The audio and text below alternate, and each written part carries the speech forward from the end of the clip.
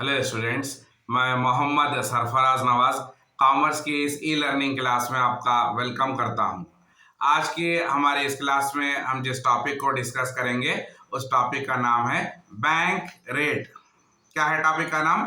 Bank rate.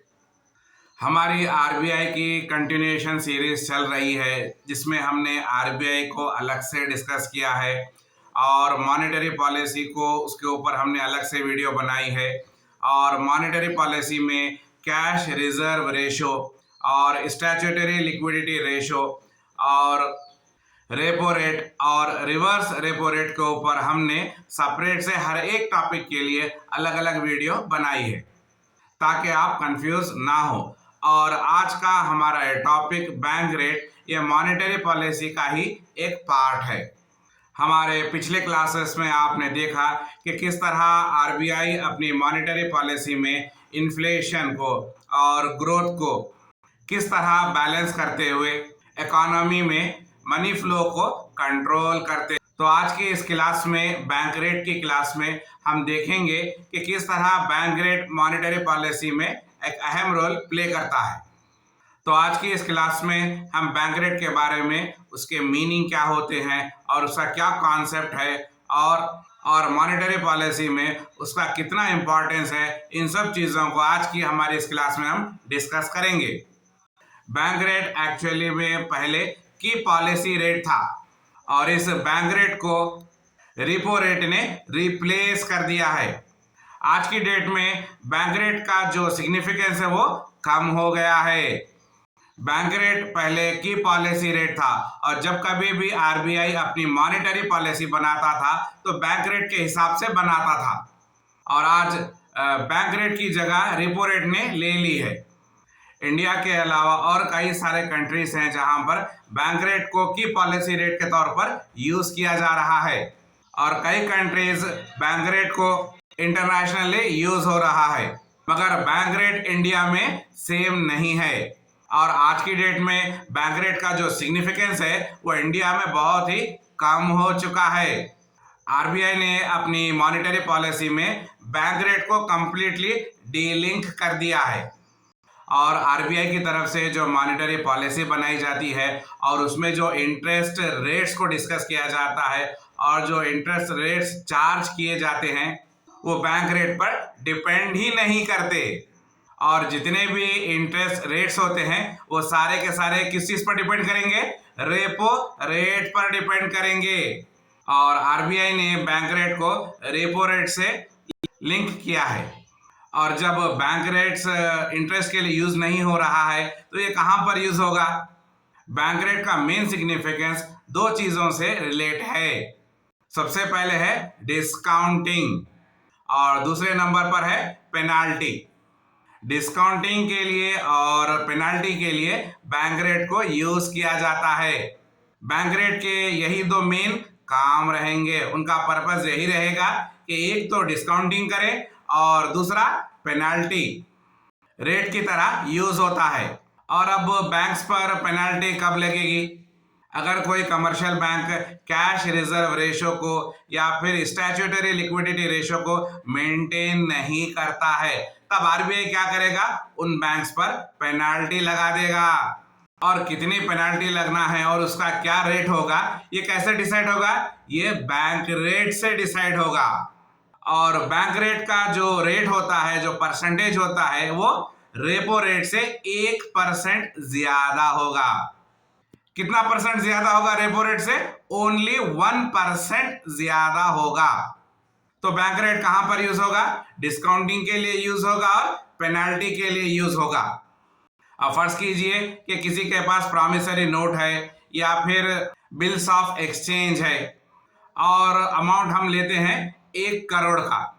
तो किसी के पास 1 करोड़ की बिल है और उसके पास हो सकता है कि वो प्रॉमिसरी नोट हो या फिर बिल्स ऑफ एक्सचेंज हो, मगर उसको कैश कराने की डेट जो है 3 महीने के बाद हो सकती है, मगर आज की डेट में उनको पैसे चाहिए होते हैं। तो ऐसे में वो क्या करेंगे? बैंक के पास जाएंगे और उसकी बिल की डिस्काउंटिंग करा लेंगे। हो सकता है बैंक यहाँ पर उनको पूरे 1 करोड़ ना दें, हो सकता है बैंक यहाँ पर उनको 95 लाख रुपीस दें। तो इस केस में क्या हुआ, इस केस में डिस्काउंटिंग हो गया, बिल की डिस्काउंटिंग हो गई। बैंक ने यहां पर 1 करोड़ के बिल को 95 लाख में डिस्काउंट कर दिया और उसी बिल को हो सकता है बैंक्स आरबीआई से वहां पर भी वो डिस्काउंटिंग करा ले और आरबीआई उसको 1 करोड़ की बिल के हो सकता है कि 98 लाख रुपीस दें। तो यहां पर बैंक रेट होने की वजह से बिल की डिस्काउंटिंग हो गई और बैंक्स ने अपना प्रॉफिट कमा लिया और आरबीआई ने भी अपना प्रॉफिट कमा लिया। तो समझ में आ रहा है कि बैंक रेट से किस तरह बैंक्स और आरबीआई अपना प्रॉफिट कमाते हैं। बैंक रेट के 2 ही अहम काम है। सबसे पहले क्या है, बिल की डिस्काउंटिंग करना और दूसरा पेनल्टी रेट, पैसा कमाना। और बैंक रेट को डिस्काउंट रेट भी कहते हैं। और बैंक रेट का जो रेट होता है वो कैसे डिसाइड होता है, वो रेपो रेट से डिसाइड होता है। रेपो रेट जितना भी होगा उससे 1% बैंक रेट ज्यादा होगा और ये सब कौन डिसाइड करेगा, आरबीआई डिसाइड करेगा। और जब भी बैंक्स को कैश क्रंच हो जाता है या शॉर्टेज ऑफ कैश हो जाता है तो वहां पर इमीडिएट काम आने वाली चीज बैंक रेट होती है। और आरबीआई कंट्री में मनी को रेगुलेट करने के लिए कभी कभी कमर्शियल बैंक से उधार भी लेता है, लोन लेता है। इसके बदले में वो कुछ कोलैटरल रखेगा, कुछ गिरवी रखेगा। मगर बैंक रेट के केस में आरबीआई कुछ भी कोलैटरल नहीं रखेगा और मैक्सिमम इसका ड्यूरेशन जो है 28 डेज का होता है। 28 डेज के अंदर आरबीआई कमर्शियल बैंक्स को पैसे वापस लौटा देगा, इंटरेस्ट रेट के साथ लौटा देगा। तो आप देख रहे होंगे कि सारा का सारा खेल इंटरेस्ट का होता है और जब कभी भी आरबीआई कमर्शियल बैंक से जो कर्ज लेता है, लोन लेता है, उधार लेता है, उसके ऊपर आरबीआई इंटरेस्ट देगा कमर्शियल बैंक्स को। और आरबीआई अपनी मॉनेटरी पॉलिसी में ये बताता है कि जब कभी भी आरबीआई को कैश क्रंच की जरूरत पड़ती है तो आरबीआई अपनी मॉनेटरी पॉलिसी के तहत कमर्शियल बैंक से कर्ज ले सकता है, पैसे उधार ले सकता है, लोन ले सकता है। इसके बदले में वो क्या करेगा, इंटरेस्ट पे करेगा कमर्शियल बैंक्स को। तो समझ में आ रहा है बैंक रेट क्या होता है। हर चीज के लिए, हर लोन लेने के लिए क्या करना पड़ता है, सिक्योरिटी रखनी पड़ती है, कोलैटरल सिक्योरिटी रखना पड़ता है, किसी ना किसी चीज को गिरवी रखना पड़ता है, तभी लोन मिलेगा। मगर बैंक रेट में ऐसा नहीं होता है।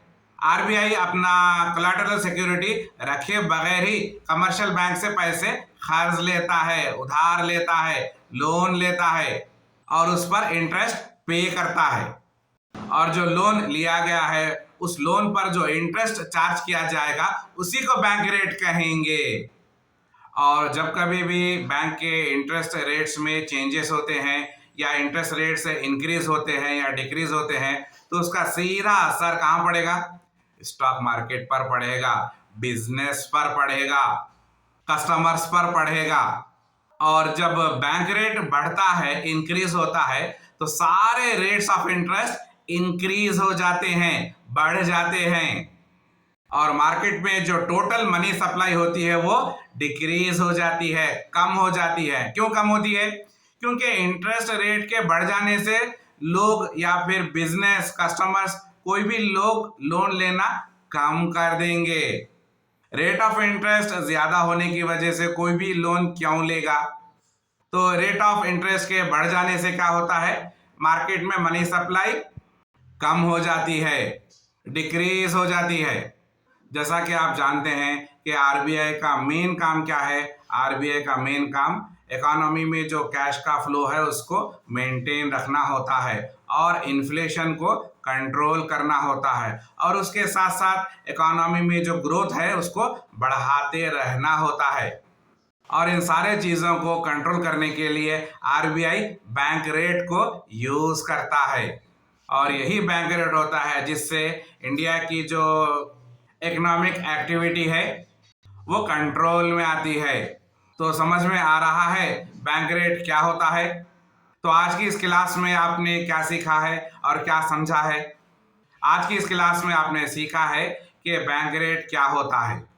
बैंक रेट को डिस्काउंट रेट भी कहा जाता है और बैंक्स जब अपना कैश रिजर्व रेशो और स्टैट्यूटरी लिक्विडिटी रेशियो को मेंटेन नहीं करते हैं तो उन पर जो पेनल्टी आरबीआई की तरफ से लगती है, वो पेनल्टी का जो रेट होता है वो कौन डिसाइड करेगा?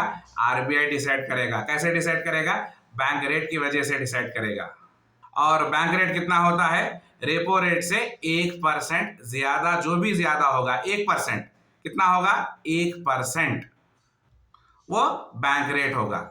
और जब भी बिल्स की डिस्काउंटिंग की जाती है, जिसमें ट्रेजरी बिल है, कमर्शियल पेपर्स है, प्रॉमिसरी नोट है और कई सारे ऐसे बिल्स होते हैं जहां पर उनको वक्त से पहले डिस्काउंट कर लिया जाता है, तो यहाँ पर बैंक रेट यूज होगा। तो बैंक रेट यहाँ पर क्या कर रहा है? बैंक रेट यहाँ पर डिस्काउंटिंग कर रहा है। किसकी डिस्काउंटिंग कर रहा है? बिल्स की डिस्काउंटिंग कर रहा है, और फिर उसको रीडिस्काउंटिंग भी कर सकता है। और आरबीआई जो कमर्शियल बैंक से कर्ज लेता है, लोन लेता है बिना किसी कोलैटरल सिक्योरिटी रखे के, और उसके ऊपर जो इंटरेस्ट देगा आरबीआई देगा कमर्शियल बैंक्स को, तो वो इंटरेस्ट से भी बैंक्स मुनाफा कमाते हैं, प्रॉफिट कमाते हैं। तो ये सारा खेल किसका है? ये सारा का सारा खेल रेट ऑफ इंटरेस्ट का है, सूद का है। और पूरा बैंकिंग सिस्टम इंटरेस्ट पर डिपेंड है। कहीं से इंटरेस्ट लिया जा रहा है और कहीं इंटरेस्ट दिया जा रहा है। और यहाँ पर भी बैंक रेट का जो रेट ऑफ इंटरेस्ट होगा वो रेपो रेट से 1% ज्यादा का होगा। तो समझ में आया बैंक रेट क्या होता है? आई होप कि आपको आज की ये क्लास समझ में आई होगी। तो हमारी इस क्लास को यहीं पर रोकते हैं और मिलते हैं अपनी नेक्स्ट क्लास में। तब तक के लिए अपना ख्याल रखिए और अपडेट होते रहिए और हर रोज कुछ नया सीखिए। Thank you.